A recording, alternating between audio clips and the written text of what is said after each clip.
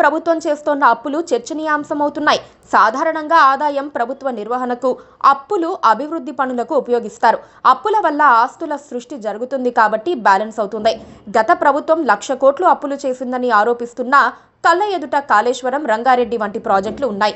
ఇప్పుడు వాటిని కట్టాలంటే 4-5 లక్షల కోట్లవుతుంది. కానీ అలా అప్పులు తెచ్చి పథకాల పేరుతో పంచిపెడితే ఉత్పాదకతే ఉండదు. ఫలితంగా ఆ అప్పులు గుదిబండలా మారిపోతాయి. రేవంత్ రెడ్డి ప్రభుత్వం ఇప్పుడు అదే చేస్తున్న సూచనలు కనిపిస్తున్నాయి. అధికారంలోకి వచ్చినప్పటి నుంచి అభివృద్ధి పనులపై పెడుతోన్న ఖర్చు తక్కువే. ఎన్నికల హామీల కోసం అప్పులు తెచ్చి మరీ పంచుతున్నారు. అలా పంచినా పూర్తి స్థాయిలో ఇవ్వలేకపోతున్నారు. ఆర్బీఐ ప్రతి ఏడాది అప్పులు ఇస్తుంది. ఆ అప్పులు అధికారికం. ప్రతి మంగళవారం అప్పులు తెచ్చుకోవచ్చు.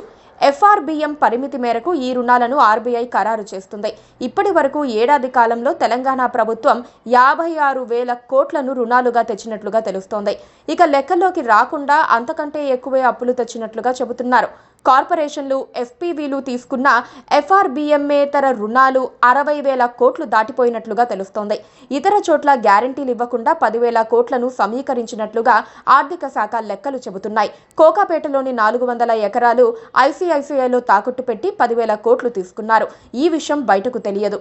ఈ నిధుల్ని రైతు బంధు పథకానికి మళ్లించనున్నారు. తెలంగాణ మంత్రులు మాట్లాడితే ఆర్థిక సమస్యలు, గత ప్రభుత్వ అప్పులు అంటున్నారు. వాటిని తీర్చడానికే అప్పులు చేస్తున్నామంటున్నారు. ఆ అప్పులు తీర్చడానికే సరిపోవడం లేదని, అందుకే హామీలు అమలు చేయటం లేదంటున్నారు. మరి కొత్తగా చేస్తున్న అప్పుల గురించి మాత్రం బయట పెట్టడం లేదు. రిజర్వ్ బ్యాంక్ నుంచి తీసుకున్న అప్పులు మాత్రమే తాము అప్పులు చేస్తున్నామంటున్నారు. ఇతర అప్పుల గురించి చెప్పటం లేదు, రహస్యంగా ఉంచుతున్నారు. పెట్టుబడి వ్యయం తగ్గిపోవటం వల్ల ఆదాయం కూడా పడిపోతోంది. ప్రభుత్వం అభివృద్ధి పనులకు ఖర్చు చేస్తే అందులో 40% వివిధ రకాల ట్యాక్సుల రూపంలో ప్రభుత్వానికే వస్తుంది. కానీ ప్రభుత్వం ఖర్చు తగ్గించేయటం వల్ల ఆదాయం కూడా తగ్గిపోయింది, అభివృద్ధి కూడా ఆగిపోయింది. గత ఏడాదిగా ప్రభుత్వం చేపట్టిన పలు అభివృద్ధి పనులు ఆగిపోయాయి.